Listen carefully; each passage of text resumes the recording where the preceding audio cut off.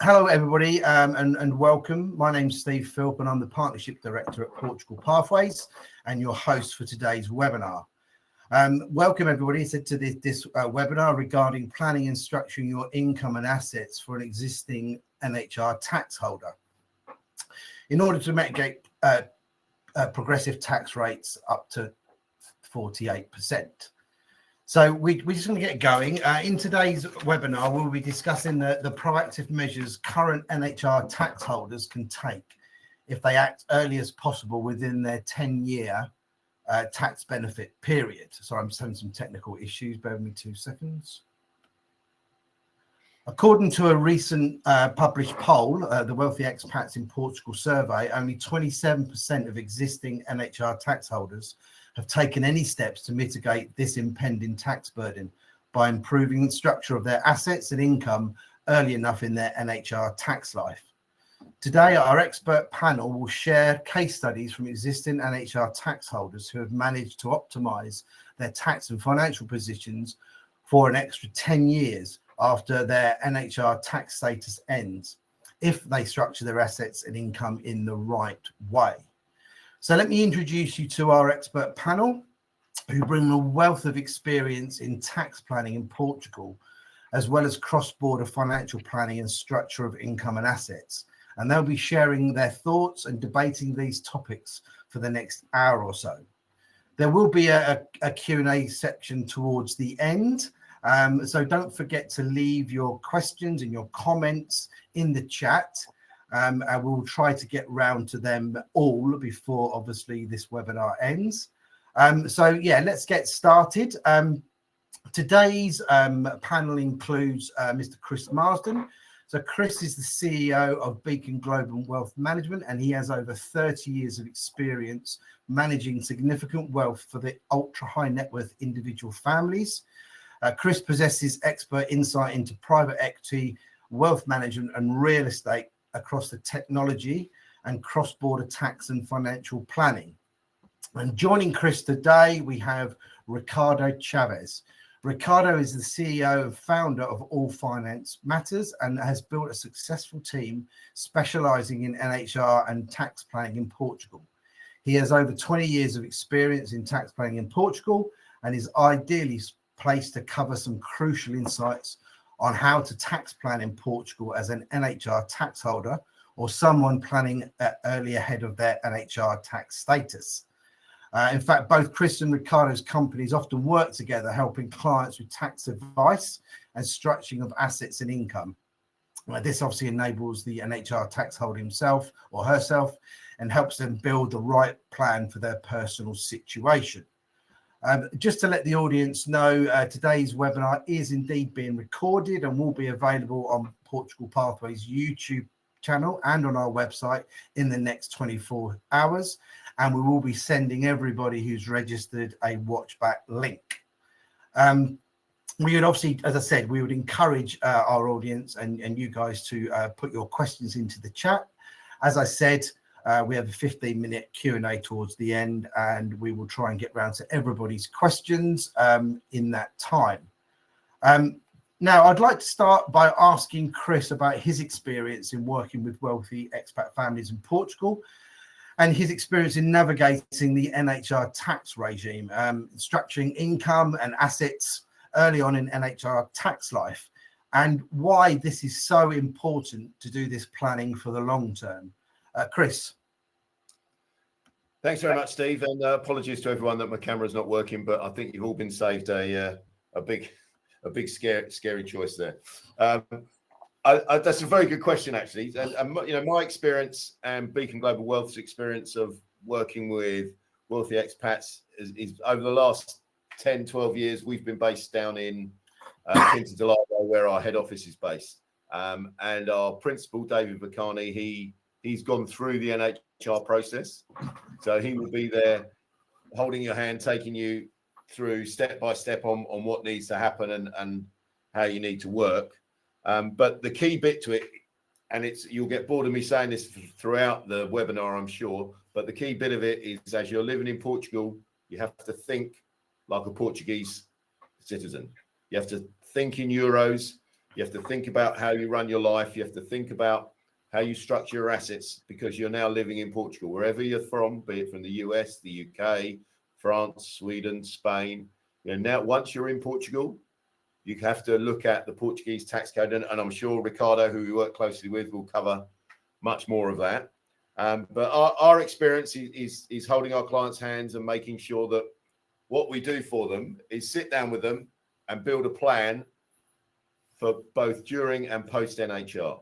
And the key to this is very much around looking at maximizing the benefits of NHR so that you can maximize the tax efficiency post NHR.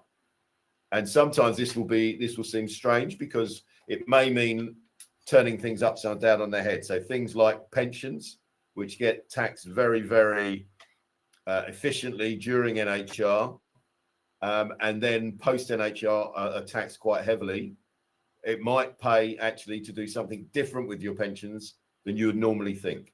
So from our point of view, what we do is we sit down, look at your goals, look at your lifestyle options, and we will work and put a plan in place, and then help you work that plan throughout your NHR period. And the reason it's so important is because NHR actually, if you're here for 15, 20, 25 years, NHR is not a huge proportion of your time in Portugal. So if you're in Portugal and you're staying in Portugal and Portugal's home, you really do need to start thinking Portuguese. And that's what we aim to help our clients and everyone we talk to do. I hope that makes sense, Steve.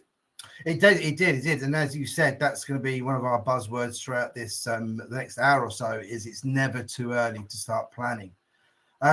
Ricardo, from your perspective, could you add to what Chris has just said there, or maybe share some of your experience with working with those affluent expats with the NHR tax states in Portugal, and how obviously doing it early is important, as Chris has alluded to, and finally how you guys sort of work with wealth management companies like BG Wealth and Chris to support those objectives. Okay, our company provides tax services, or everything related with tax in Portugal. We don't provide any investment advice, but we are usually available to discuss with the clients and their financial advisor, either in Portugal or abroad. What are the implications of the move to Portugal? Ideally, we meet with the client prior to the relocation, and we explain the benefits of the NHR or other programs available, and explain basically the tax opportunities that exist in Portugal. We also meet obviously with clients that already moved. We try to assist them in all the stages of getting the NHR or other tax schemes available.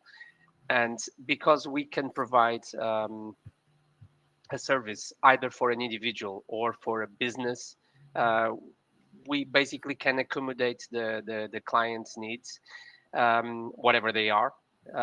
And we feel that it's very important that, like Chris said, that they know what to expect when moving to Portugal. I mean, most of the clients are changing their lives. They need to know exactly what are the consequences of moving to Portugal and what are the opportunities available.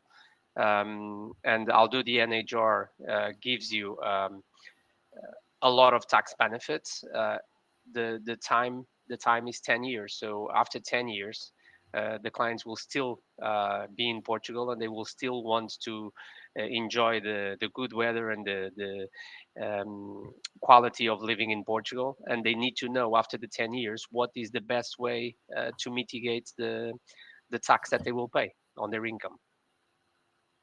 That's great, Ricardo. Thank you. That was really helpful and really led up on what Chris was saying just now.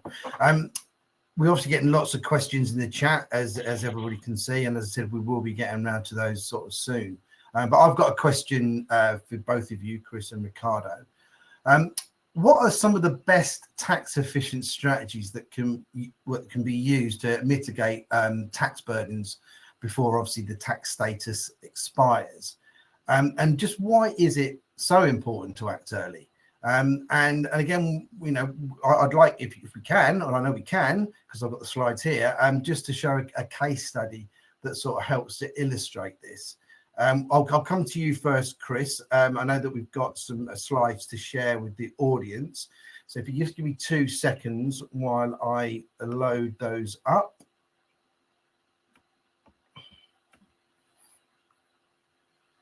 Right, there you go, Chris. And I'm gonna leave you just to sort of talk your way through, obviously, this particular example. One thing we get asked a lot, and have been asked on previous webinars, is if we can show some examples. So, over to you, Chris.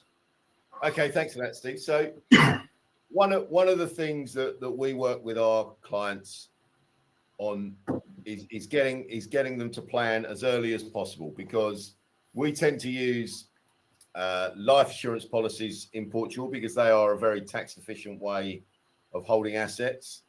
You're not really restricted in the assets you can hold other than property within them. You can hold stocks, shares, investments, unit trusts, lots of different types, even private equity, if it's of a certain type, and we can work our way through it.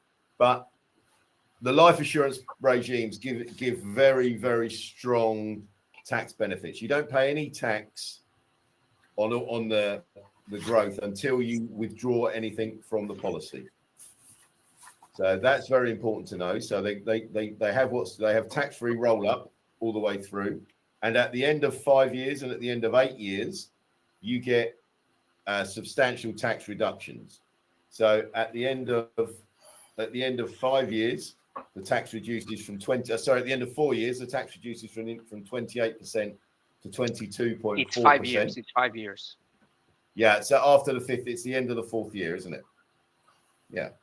And then after 8 years, that then reduces again down to 11.2%. So we'll give you a quick example of this. It's an actual client of ours who put 1.4 million euros into an investment policy that was managed by a professional investment manager.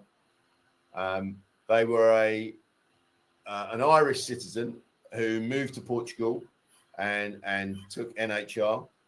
The policy's grown at around about 5% a year, and these growth rates are all net of charges. I know charges are a really big issue for people, and lots of people get hooked up on charges.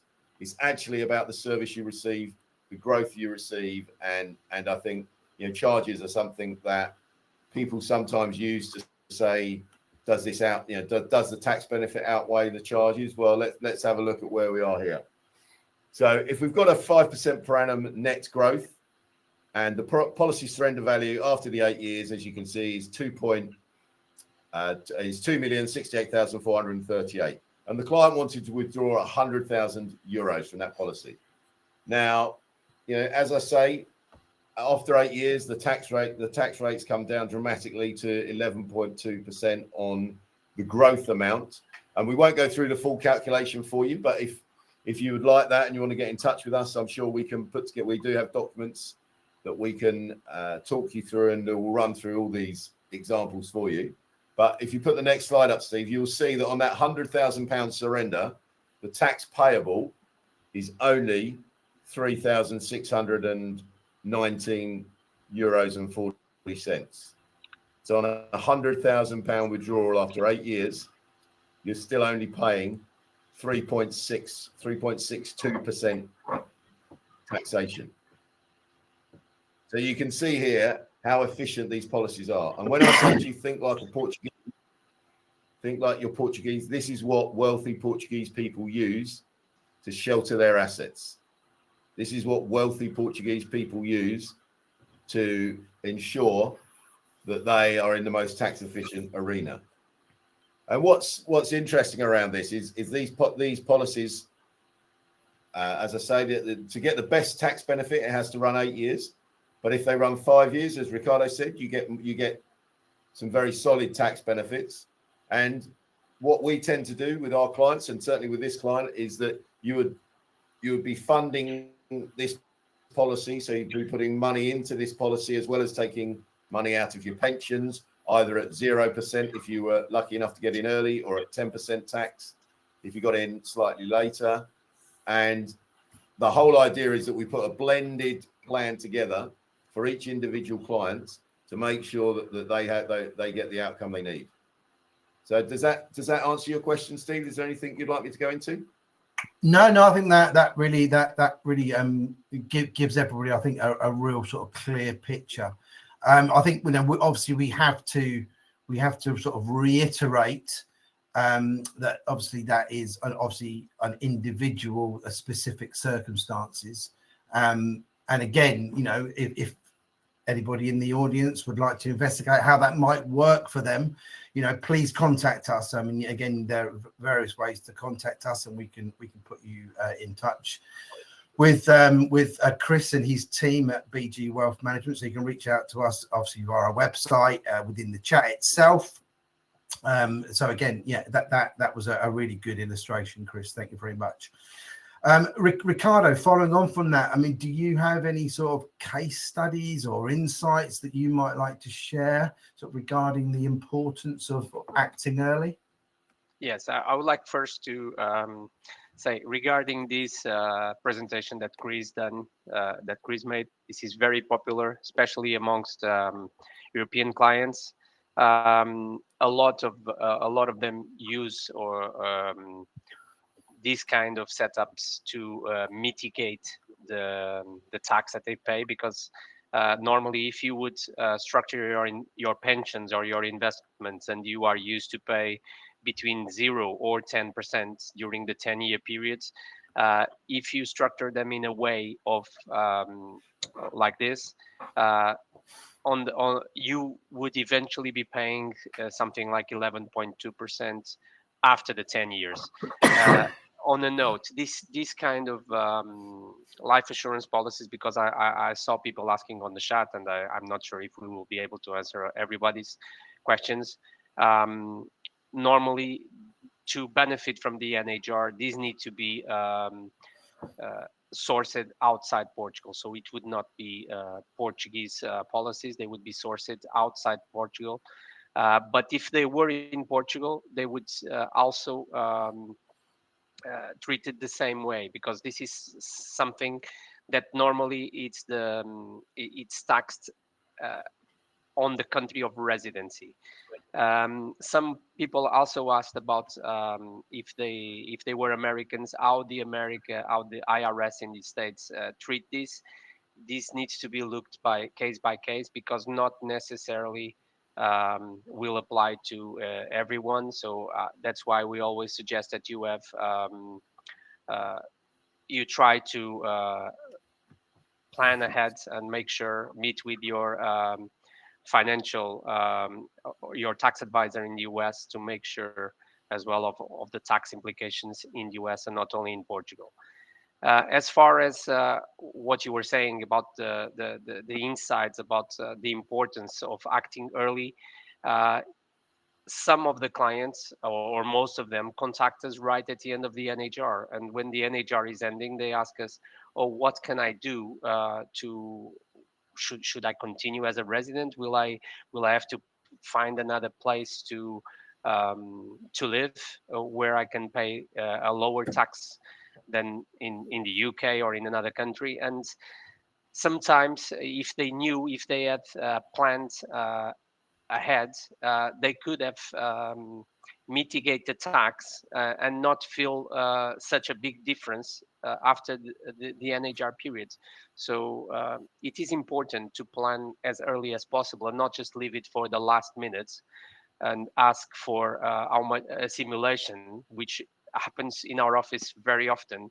The typical client that the NHR is ending in 1 or 2 years, and they contact us and say, "So can you give us a simulation? How much will my tax be in 2 years' time?" And obviously, we don't give any financial advice. We just give tax advice, but we understand that it's very important to meet with a financial advisor that is also fluent or that has knowledge on the tax side to be able to take the best advantage of the system.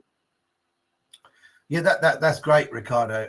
Yeah, and Chris, that was really insightful, and judging by how the chat exploded then with questions and specifics, I think that the audience found it really, really insightful. As Ricardo just alluded to, we might not be able to get around to every single specific question around individual circumstances, but certainly, as I said, if those that have left those types of questions within the chat want to reach out to us, we can put you in touch with Ricardo and with Chris, obviously depending on your specific circumstances. So I've mentioned a couple of times already today the expat report. And one of the things that shows, it shows that only 27% of affluent expats who are currently on HR were even aware that they had to plan early to mitigate obviously these potential sort of high taxes once their NHR finishes. And from my reading of the report, it really is a case then that many affluent expats are enjoying the benefits of low tax, even 0% tax in some cases, and are ultimately too busy enjoying life, or maybe they're blissfully unaware that they need to plan in the first few years of their NHR or as early as possible to create that structure and plan that means so they can obviously continue to enjoy their lifestyle, and obviously without obviously getting those significant tax increases inadvertently. So sort of again, sort of turning to the panel, and again, I'll start with you, Ricardo. What advice do you have for people who haven't as yet started planning and are sort of, you mentioned are approaching the last few years in their NHR? I mean, is there a time within NHR where, it is the optimum time, or is there a time within the 10-year period when it could be deemed almost sort of too late? I mean, I think it's never too late. It's always possible to look for alternatives. In terms of the when it's the best way, the best time is as soon as possible. Not leaving it till the end, but start working with a financial planner, possibly right at the beginning. I mean, the financial planning should be part of your life, not even before you have the NHR. So as soon as possible, you should look into that, because the 10 years pass very quickly. Mm-hmm. I would also like to add another comment about the NHR. I'm not sure if anyone on the audience will have that question. The NHR is still available for anyone that becomes tax resident until the end of 2024. Still today, we are approached by clients that were looking to immigrate to Portugal and think that they are either missed the boat or they are unsure if they could still be NHR. The NHR is still available for anyone that becomes tax resident during 2024. Obviously, there will be some criteria, and they need to meet that criteria, which is they must have started the process in 2023, but that will be easy to prove or and to make the NHR possible for 2024. So once they have the NHR, as soon as possible, they should have looked for financial planning and work with someone that can advise them. Not us, we can only advise tax-wise, but we can tell them what pays tax and what tax is payable in their different income streams, and then they can make their own judgments and work with a financial planner to get a better advice. That's great. Yeah, and I'll reiterate that, Ricardo. We're getting multiple inquiries on a daily basis from people inquiring about NHR, and like you alluded to, there is a criteria that individuals will need to meet in order to meet that sort of grandfathering in 2024.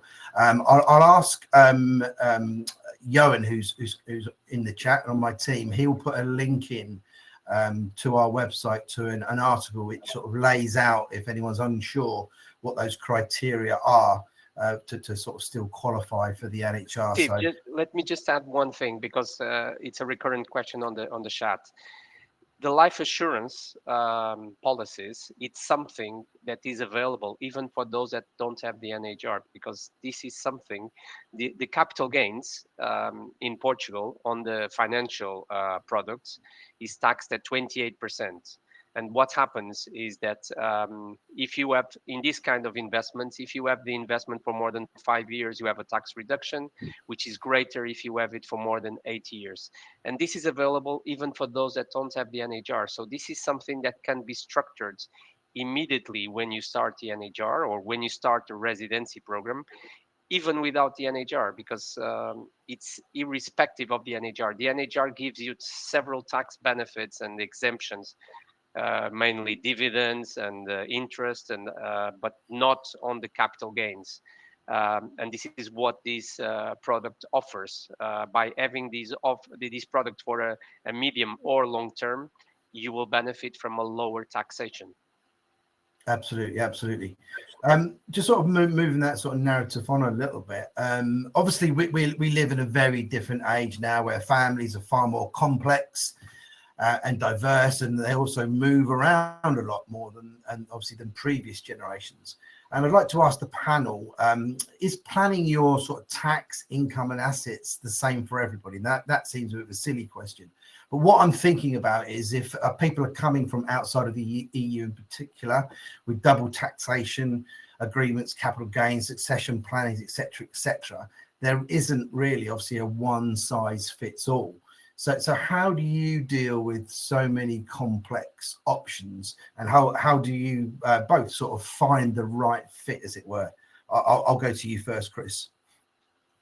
It's a great question, Steve. And if anybody's looking at the chat, you can tell that everybody has a different question to a different situation, and everybody's in a different place. And what we're talking about today is very much giving you an outline on how during NHR and post NHR we can sit down and work together about how we can make sure that your assets and your income are in the best place for you.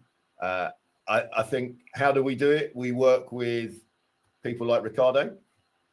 We work with Portuguese specialists. If you're a US national, we'll work with US specialists. We can work with UK pension specialists. Some of our we've just taken on a new chartered advisor from the UK. He's moved down to Portugal to support us and work with us. And his knowledge of the UK pension schemes and everything there. So we tap into that. We have people who have knowledge in France, Belgium, Italy, Spain. So we really do work with the best people in the business to help our clients plan both their Portuguese side of their life, but also the any other side of their life if they wish us to do. And that's much more common with US people than it is with maybe Europeans and Brits that have moved to Portugal, because what they tend to do is they've moved here. This is now their life. And as I say, they think Portuguese. So what do? We do like Ricardo says, we use the benefits of NHR to fill up the structure that works best for them, which is generally the life assurance structure. And we put as much into that as we can. And then over time, we deplete that structure to keep their lifestyles going. And it means they avoid paying the 20%, 28% tax on gains. It means they avoid paying the high rates on income. And, the fees that I've seen a few comments in the chat about fees. If once you talk to us and you have a look at, we can send you out some more specific details. You'll see that the fees charged for the advice given and the tax saved far outweighs any fees or anything along those lines. But I think, if it is a complex world, it's a very complex world and everyone's individual. And what we like to do is to work with our clients, stick close to our clients, and build a strong relationship over the time. And within our business, well, you saw the example just now. We've had people that have been with us for over 10 years down in Portugal, In the business as a whole, we've got people that have been with us for 15, 20 years. So, we work with our clients all the way through their changing circumstances, children, grandchildren, the whole kit and caboodle. And the plans are always sound simple, but it's the execution and stand on the right side of the plans that's complex. And that's where guys like Ricardo really help us, because things do change, and it's good to have people on side who can keep you abreast of those changes. Brilliant, thanks, Chris. Ricardo, anything to sort of add on that? I'm presuming that you will take a similar approach, but anything specific that you'd like to say with regards to that?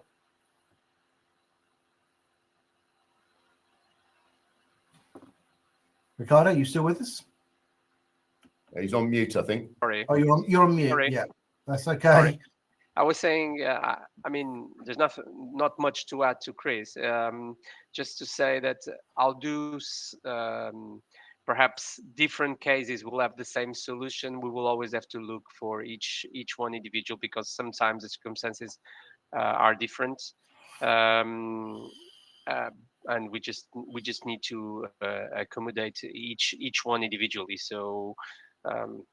Not much to add. I was trying to answer some of the questions on the chat. It's very difficult. Yeah, they're flying in. They are flying in. Yeah. Obviously, looking at the audience today, and obviously seeing some results from the polls, it's quite apparent that we've got a lot of US connected people in the audience today. And I'll put this one to you, Chris, for sort of US connected people who currently have NHR tax status. How important is it to actually act like you are in Portugal? And by that, I mean, shouldn't an element of their money be in Europe, euros? And if that's the case, wouldn't they need a Portuguese-based representative? Great question, Steve. Thanks very much for that one. US connected people and knowing if you're US connected or not is a really important thing. So, it's not only US nationals, it's not only US children of US nationals, US passport holders. There are people that are US connected that may never have been to the US. There are people that may have worked in the US and not been there for 15 years who are still US connected. So, that's your first bit. And one of the questions we ask our clients when we first meet them is always those things. Because if you are a US connected person, unfortunately, the life assurance route that we've been talking about doesn't work.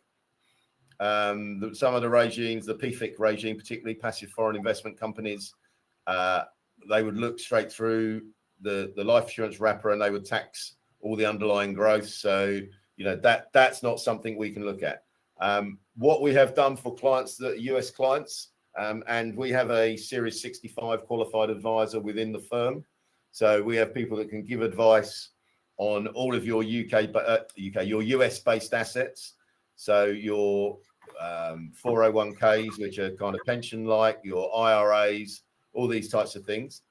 But you're quite right, Steve.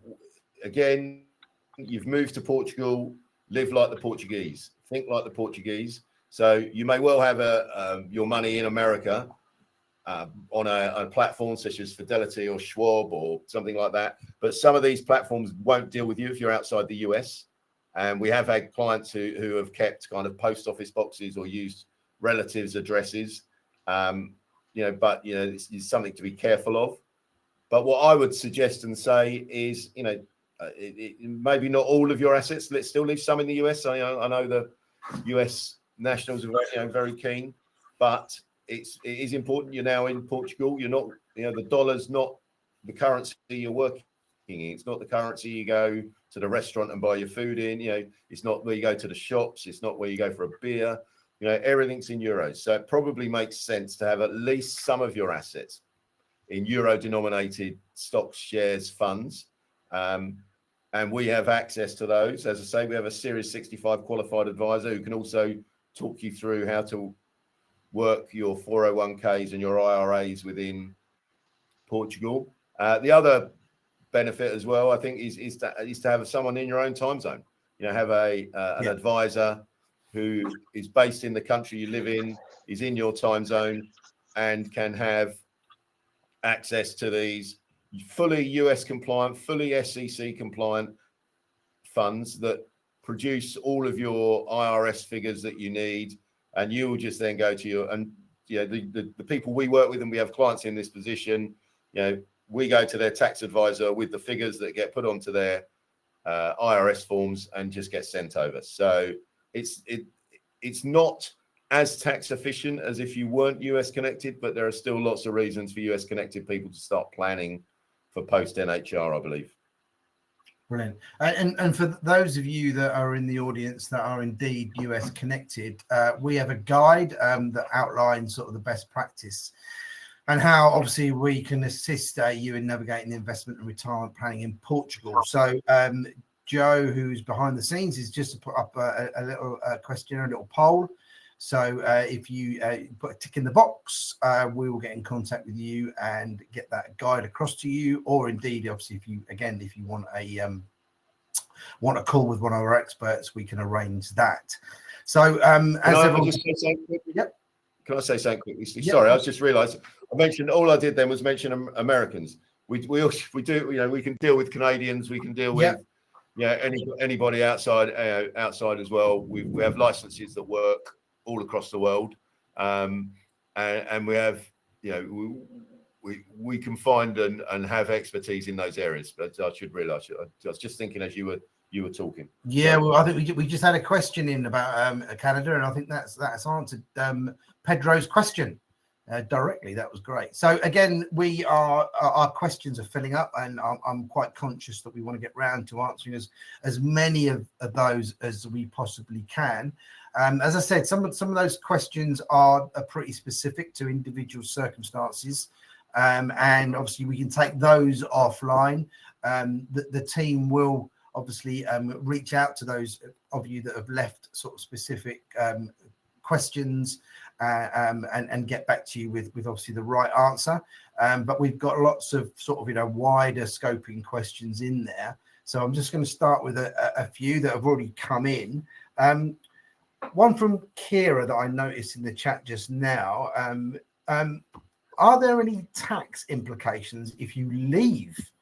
Why you'd want to leave Portugal, I don't know. But if you leave Portugal during your 10-year NHR period, Ricardo, I don't know how. I already replied on the chat, but did you? I do apologise. Yeah, but there are no tax. There is no exit tax in Portugal.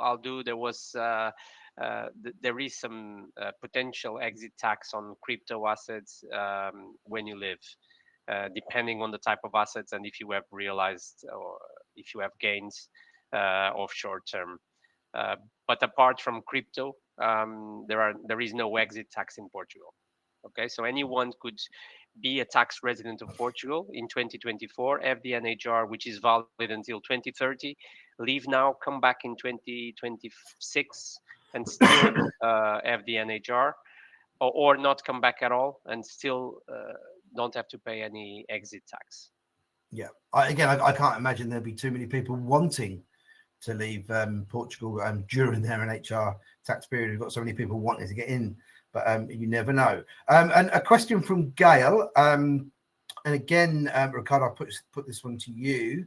Gail asks, does your NHR end in the December of the year it expires?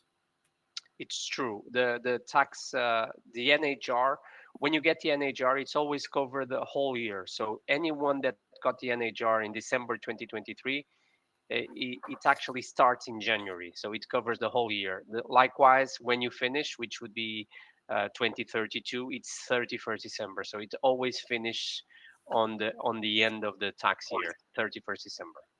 Brilliant. Okay, thank you for that. That clarifies and clears that one up.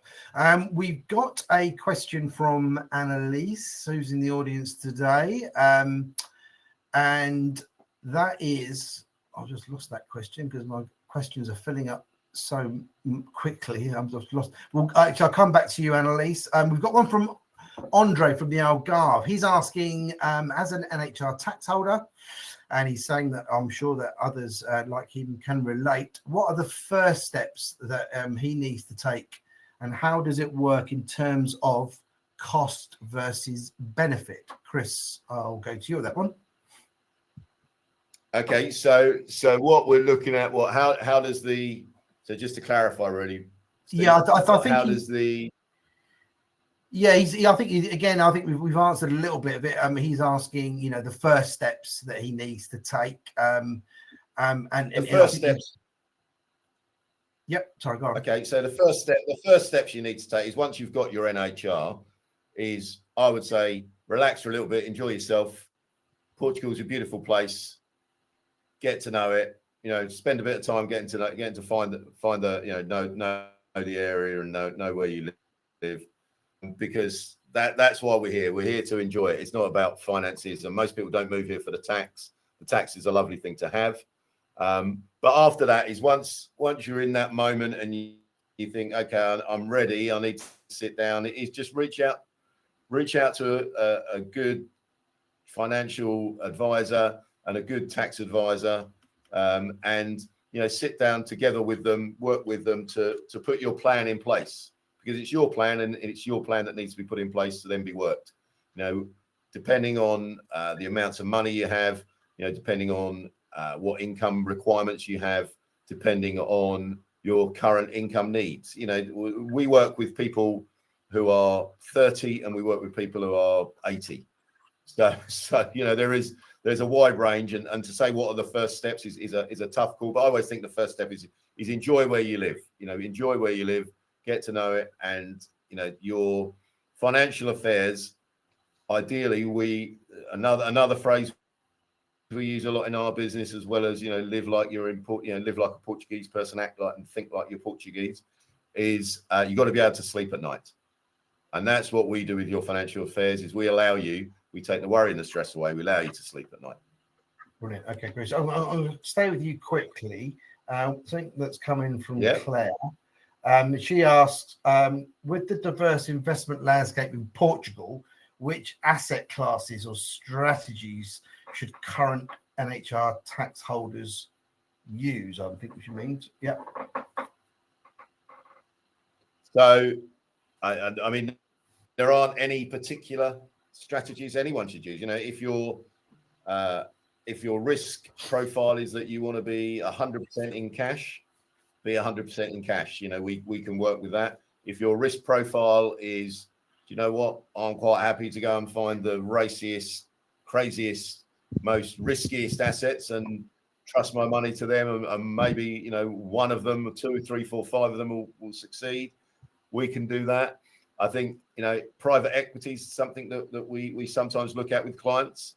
So and that's a risky asset, but some people are prepared to take those risks. So I wouldn't say there's any particular asset class. I mean, if you're looking to make the most of your NHR, assets that throw off dividends and coupons and that type of thing, so that you're not relying on the capital gain, because as Ricardo said, the capital gains are still taxed under NHR. Okay. I would like to add one thing, because it's also, there's a lot of American clients in the audience, and there is already questions about this. There was already a court case in Portugal, which was issued against the Portuguese tax authorities by an American taxpayer that was taxed on capital gains on the sale of financial assets, and he won the case.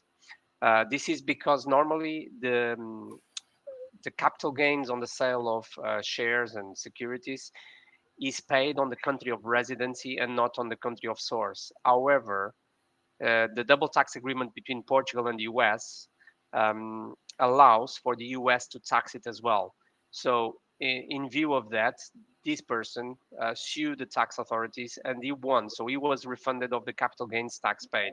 So this sets a precedent, and that means that eventually in the future, anyone that is on the same situation can also claim not to pay the tax. Obviously, at the moment, in practical terms, people are taxed, even the ones that have the income from the US.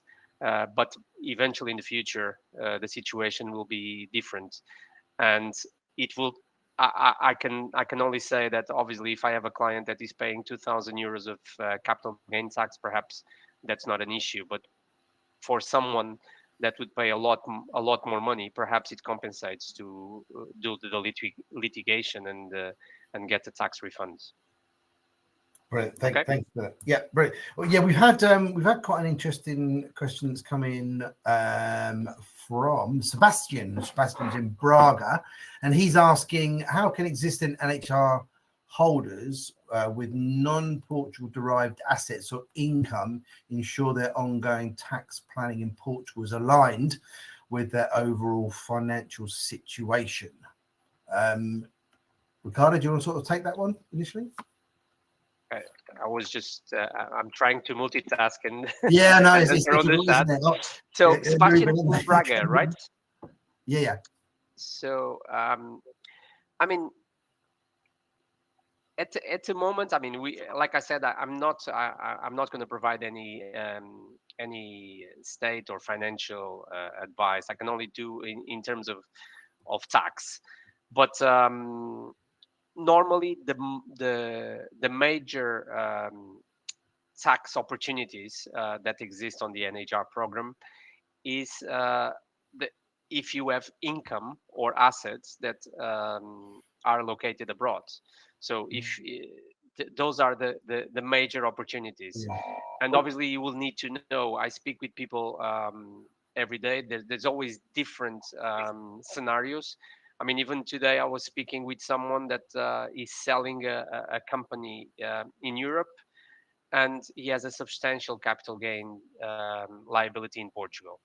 And we were discussing with the accountant from the country where he came from, the possibilities of mitigating that tax. And the sale is not imminent. It's not something that's going to happen immediately, but obviously we are planning for the future. What's the best way of structuring that deal so that he pays a lower amount of tax?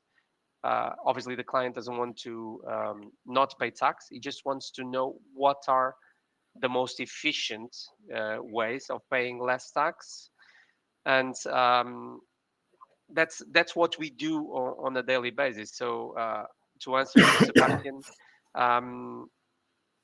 and that's what Chris also mentioned before, we always need to look at each family, each individual, and to understand their circumstances to provide tailor-made advice to them. That's great. Thank you.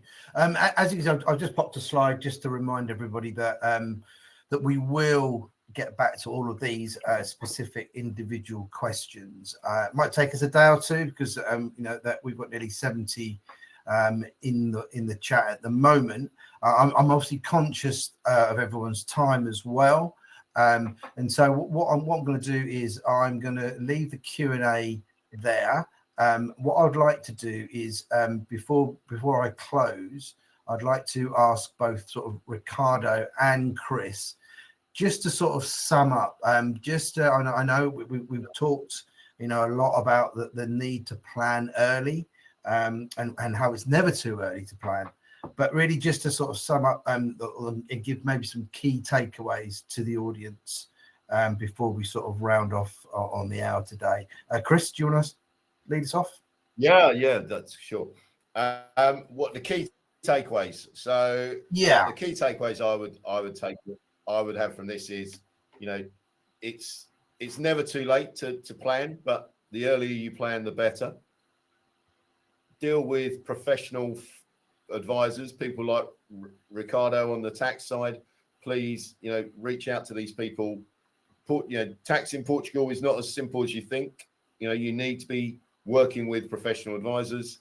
Don't think this is only for the super wealthy. That's a takeaway. You know, if anybody can look at this, and there will be help that can be given one way or another, because you're probably not in the, you know, once post NHR comes, you probably don't want to be in exactly the same position as you are pre NHR. But the key bit, and it's a simple one, is, you know, you're in Portugal, think and act Portuguese. You know, think in euros, act in euros, plan for the Portuguese taxes. You know, this is where you've come to live. This is where you're having a great standard of living, I hope.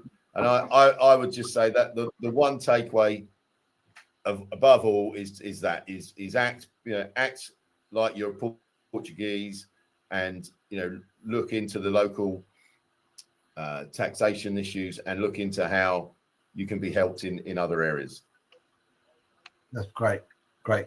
Thank you, Chris. Ricardo, what would be your sort of takeaways? Could you add to what Chris has said?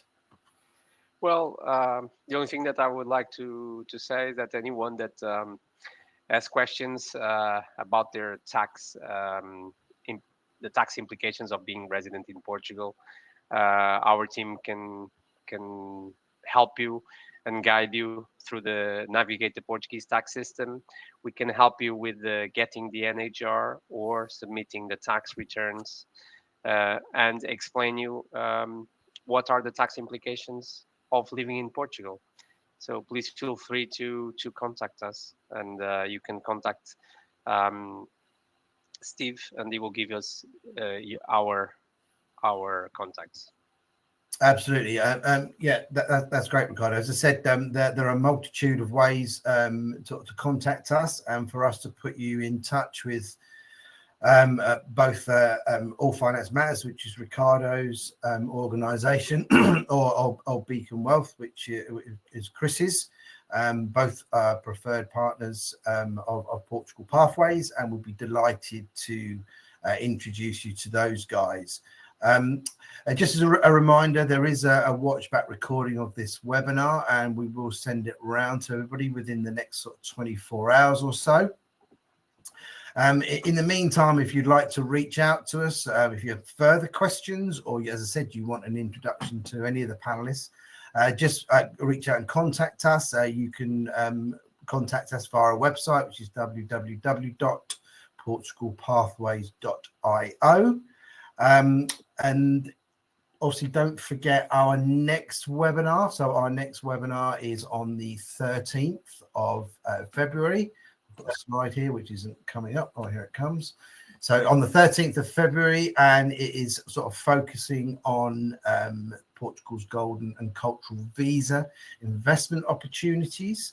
So obviously, if you've got an interest in that, please again visit our website and go to our events section, where you'll find the registration form to sign up. And so it really just leaves me to thank our panelists for their time and their insights. So thank you, Ricardo. Thank you, Chris. And thank you to the audience who've stayed on throughout the hour and have been really engaged. As I said, we've had nearly 80 questions. We will go through those questions and reach out to those individuals and get back to you all. And again, so it just leaves me to say thank you to everybody involved. I hope you enjoyed the webinar. If you've got any questions or like to stay up to date with everything Portugal Pathways, again, you can go to our website and sign up for our newsletters. It has all of the information that we're talking about today. So the guides, the expat guide that we mentioned, obviously the list of forthcoming webinars. So yeah, just pop along to our website, sign up to our newsletter. And so yeah, goodbye and thank you, and enjoy the rest of your week, everybody. Take care.